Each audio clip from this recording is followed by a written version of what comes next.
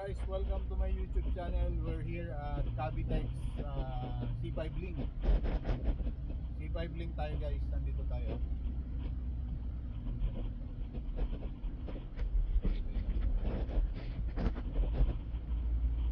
Nag-start tayo guys sa coastal. Galing tayo Cavitex. Papunta tayo ng Taguig guys. Ito yung C5 Link. Bagong bukas lang guys.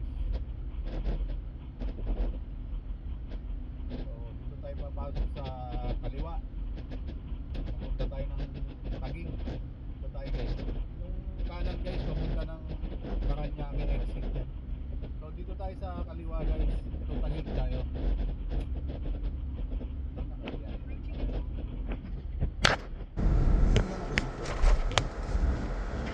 Ito yung toll gate guys sa C5 Link. Papunta C5 Link. Yan guys, dito tayo. Bagong C5 Link.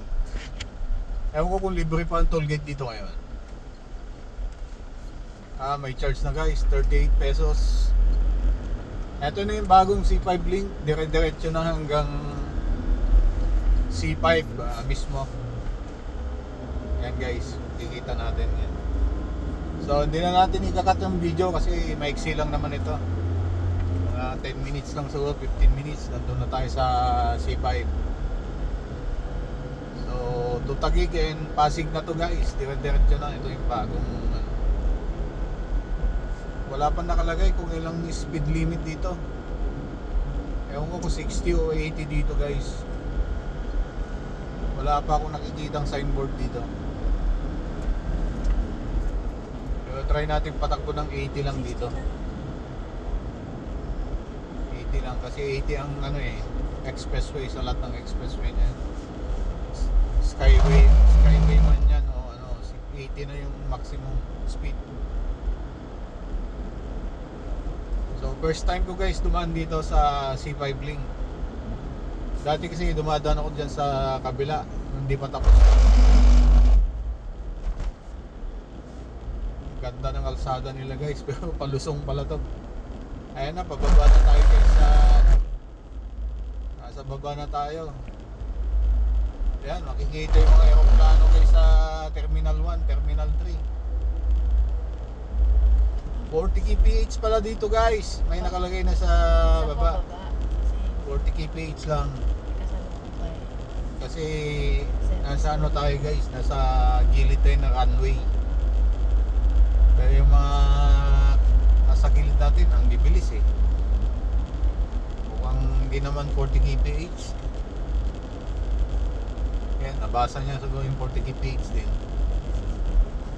Yan lang, naka 50 ako guys eh. Yan guys. Ay, yung kanan guys, traffic pa rin yan sa Kaingin. Kaingin Road, papuntang Merville. Yan, kikita nyo sa kanan guys.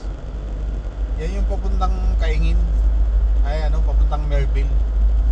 Galing Kaingin. Ito yung maraming bahay dati na binakpak dito. Eto, paangat na ulit tayo guys. Merging traffic. So tapos na to guys, nadadaanan na tong C5 Link. Diretso na ng C5 papuntang Taguig sa Pasig.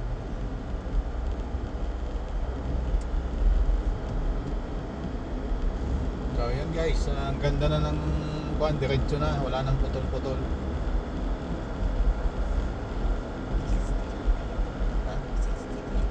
Ha? Ano? 60 dito. Pwede mo magsalita, ano yan? 60 dito nakasulat.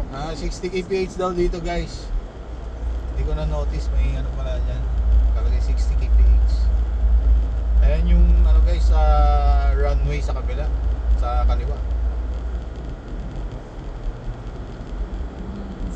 So mabilis lang ngayon guys, nandito na tayo sa bandang Merville na tayo.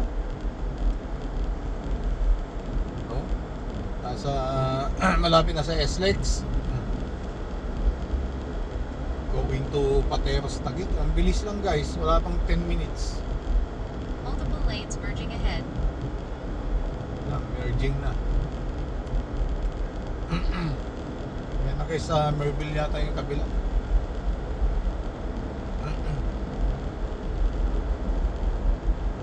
Service road.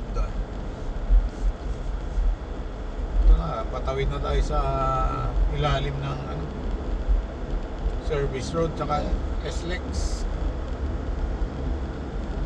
Yung flyover dyan. Tawid na tayo guys. Malapit na C5.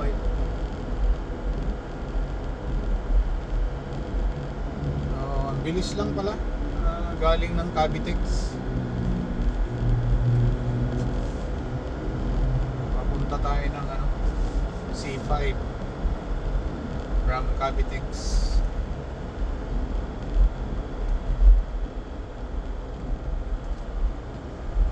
So dito na tayo sa ilalim ng ano, SLEX Service Road. I-click mo nga, may anak yung picture, yung camera lang. Pagkadating dun sa toll gate, yun ang gagawin kong thumbnail. So malapit na tayo guys sa toll plaza. Pa-exit na tayo ng C5 mismo. So itong C5 link guys, tapos na. Nadadaanan na. Yan na, pababa na tayo guys sa C5. Alam ko may Approaching a toll booth. toll booth dito guys. Dito na tayo sa C5 mismo. Yan, picture mo yung toll. Okay. Sama. Yan guys, dito na tayo sa toll booth. Yan, pa-exit na tayo ng C5. Yan guys. 35 pesos daw yung ano dito. 35 pesos guys ang toll natin galing ng C5 link. Napatay, ihihap ko sa akin yung camera kasi mag-out ano ko. So yun guys, thanks for watching sa aking YouTube channel. Don't forget to subscribe. Edski Reactor ang aking YouTube channel. Paki-like and share na lang guys ang aking mga video. Salamat, thank you, love you all. See you to my next video again guys. God bless, bye bye, thank you.